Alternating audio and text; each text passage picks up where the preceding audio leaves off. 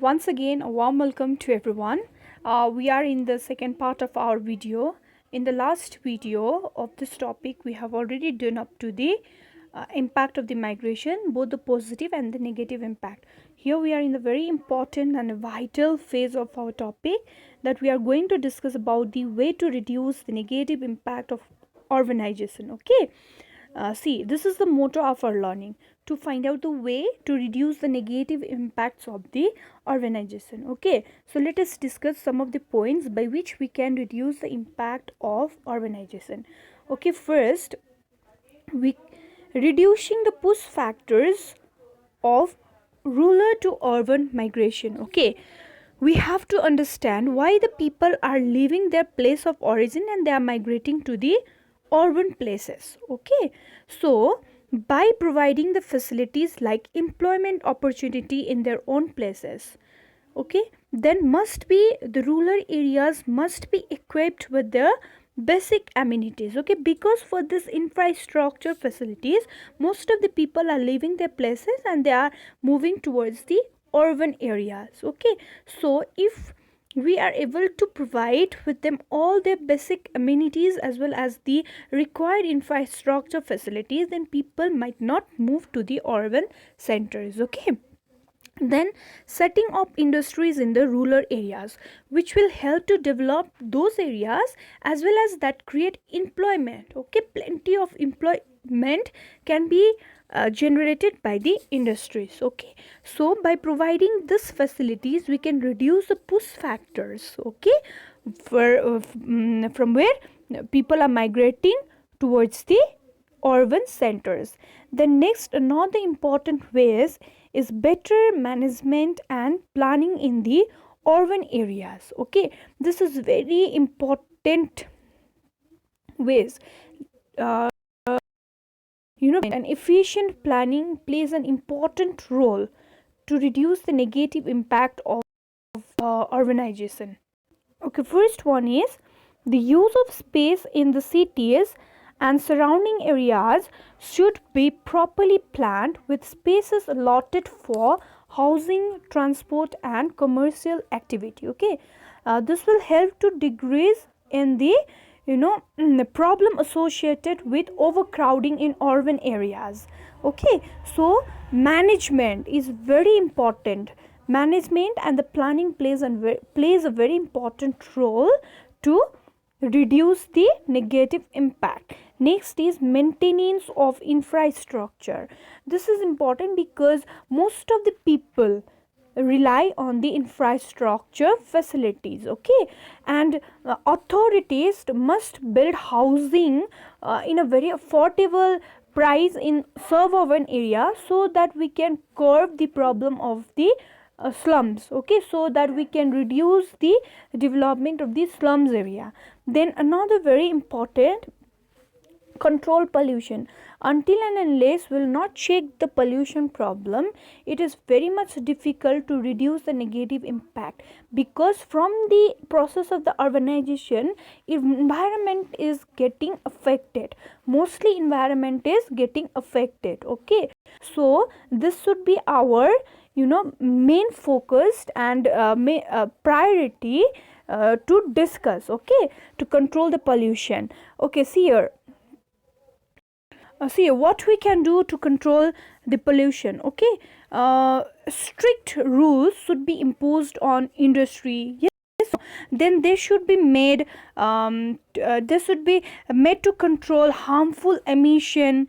They must be encouraged to adopt the sustainable practices like using renewable sources of power and recycling waste. Okay, we all know about three R's: reduce and recycles. Okay, we should adopt the sustainable method or the practices like using renewable sources of power. What are the renewable sources of power?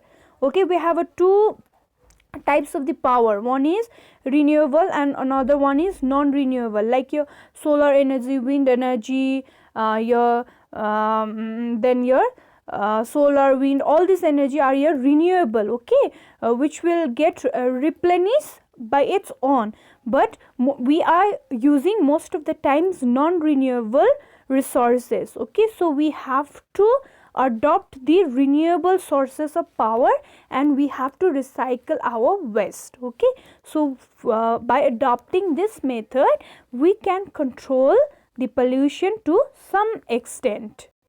Now see, keeping urban areas clean is a huge challenge, yes or no? Okay, as enormous amount of the waste are generated each day.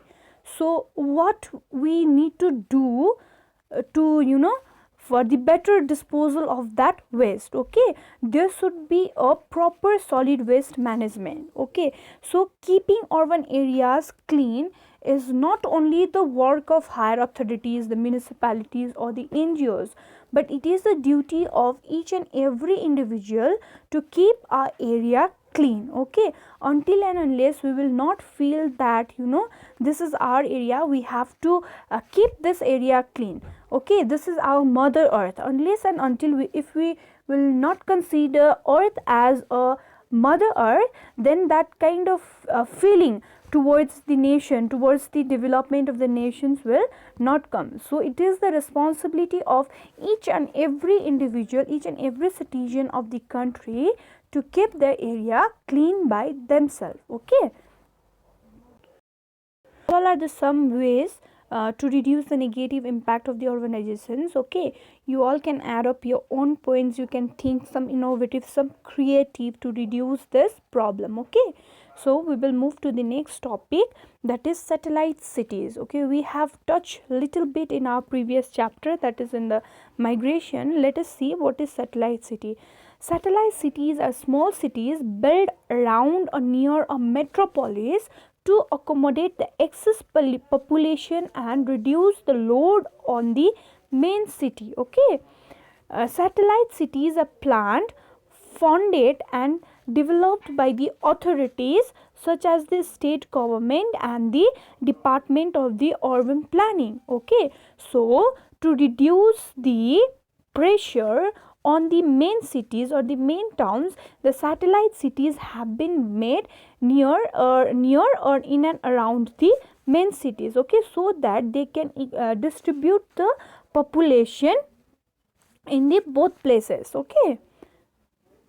Okay, now we will see the characteristics of the satellite city. Okay, what are the characteristics of the satellite cities? How we will recognize that this is the satellite cities or the main cities? Okay, so let's see, they are smaller than metropolis they surround. Okay, the size will be comparatively smaller than the metropolis. Like we have a Mumbai, then just in and around the Mumbai we have a Navi Mumbai, that is a satellite cities. Okay, so the size of the Navi Mumbai is comparatively smaller than the Mumbai. Okay, then next see, they are well connected to the metropolis by major highways and the railways. That means the satellite cities have the same kind of the infrastructure as their main cities. Okay, they have their own municipal corporation and administrative setups. That means they will not share their administrative setups with the main cities. They have their own municipal corporation as well as their administrative setup. Okay, they offer more spacious and affordable housing. Okay, as I have already said, to reduce the population pressure on the main cities, satellite cities have been set up. Okay, so that will provide you with the more spacious and the affordable housing. Satellite city also have enough employment opportunity to support their resident population. Okay, so like your main cities, the satellite cities also have enough employment opportunity, because the same type of infrastructure, same type of living condition you will be getting in your satellite city as well. Okay, so there will be a huge employment opportunity as their main cities or the towns. Okay, so these all are the characteristics of satellite city. Okay, let us see the different or the some important satellite cities of India. Okay, in India, which all are the satellite cities? Okay, see, Delhi, and for Delhi we have a Gurugram, Faridabad, Noida. These are the satellite cities for Delhi. Then Ahmedabad, Gandhinagar. See, for Kolkata, we have Bidharnagar, Kalyani. Mumbai, as I said, the Navi Mumbai, Thane, okay. Hyderabad, you all can see the high-tech city. Okay, so these all are the some examples from the India. Okay, some important satellite cities of India. Okay, now we will see the pictures how satellite cities look like. Okay, so this are the picture from internet. You all can also shop the internet to find out more pictures for your satellite city. See, this is how the satellite cities have been made. Okay, is that clear? Okay, then we will see smart city. Okay, now what is a smart cities? This is very interesting.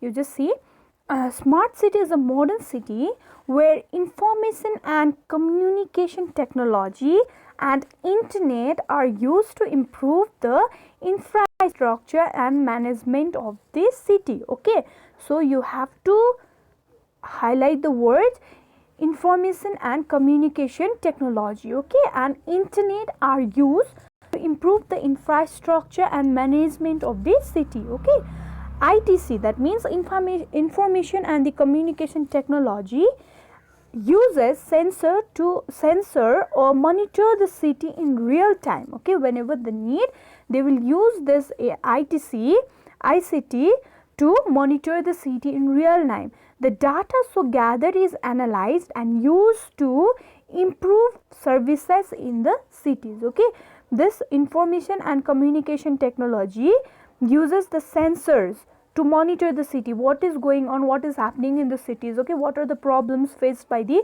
people. So whatever the data they gathered from the technology, they analyzed, and by analyzing those data, they used to improve the service in the cities. Okay, and the smart cities, government and the municipal offices can directly interact with the people, and they can resolve the issue immediately. Therefore they are increasing the efficiency of the cities. Okay, so this is the smart cities where totally technology work for the betterment of the city.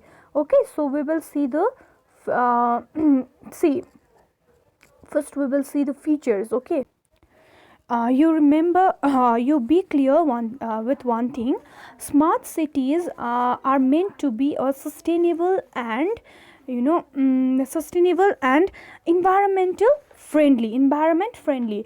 They are therefore built to make maximum use of clean and renewable energy, right? Okay, they are using energy efficient technology is used in homes, office and transportation system. Okay, so you need to be very clear. Smart cities are meant to be a sustainable and environmental friendly. Okay, some features. Okay, features of the some of the features of the smart cities are adequate supply of water, assured electricity supply.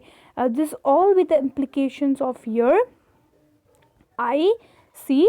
Okay, sanitation including the solid waste management. This is the major focus of the smart cities, the better management of this solid waste. Okay, efficient urban mobility and the public transport, that means the means of the communication, the means of the movement will be very efficient. Affordable housing, especially for the poor. Then robust IT connectivity and digitalization. Okay, the major focus of this smart city is digitalization. Okay, good governance, especially e-governance, electronic governments. Okay, so smart cities wants transparency between the government and the citizens. Okay, so for that reason they mainly focus on the good governance, especially electronic governance and the citizen participation. These all are here some of the features of smart city. Okay, so some of the we will see the smart cities in India. Okay, so what about India? In India, the government has launched the Smart Cities mission to convert select cities into smart cities. Some of the cities selected are Kochi, Ahmedabad, Mangaluru, Bhopal, Surat, Chandigarh, Gwalior, Pune, Lucknow and So this is one initiative of the government of India to convert some of the cities into smart cities. Okay, so why we are studying the smart cities? Okay, as I have already said that by 2050, 70% of the population will be your urban population. Okay, so smart cities are being developed as a solution to the problem associated with urbanization. You all have heard about name of the cities like the New York, Barcelona, your Amsterdam, then Hong Kong, Manchester, Tokyo. These all are the example of the smart cities of your world. Okay, so we have also started the smart cities mission in India as well. Okay, then you all can see the differences between the smart cities and the urban center. Okay, you all can read of your own. Okay, you all just go through the explanation, or you all just go through the text and just see the differences between the your smart city and the urban centers. Okay, what basic difference you can find in the urban centers and the smart cities? The here in the smart cities, the use of resources is planned and sustainable, okay, ensuring long term returns. But in the urban centers, the use of the resources is unplanned and only focuses on the maximizing short term returns. Okay, so this is the basic difference. You must understand the difference between the smart cities and the urban centers. Okay,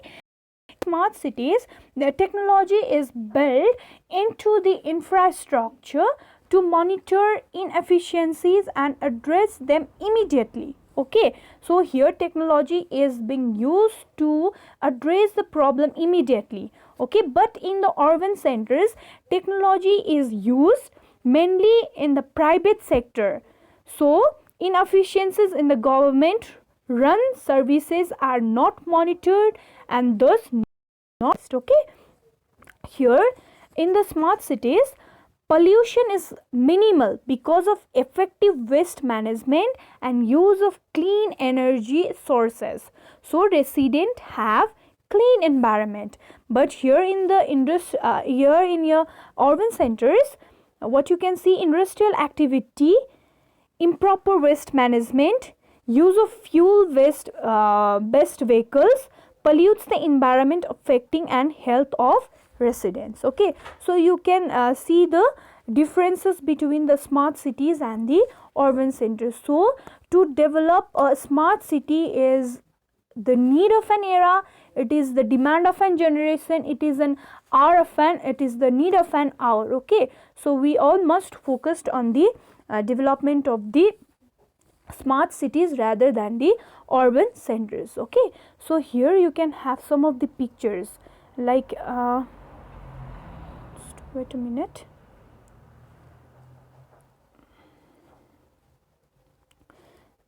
See how this is the picture from your Amsterdam. An electric taxi charging in Amsterdam. In Amsterdam, petrol and the diesel based vehicles are slowly being replaced by plug-in electric vehicle. So this is the one example. Okay, one initiative initiated by the Amsterdam. Okay, to replace the vehicle that is run by your fuel.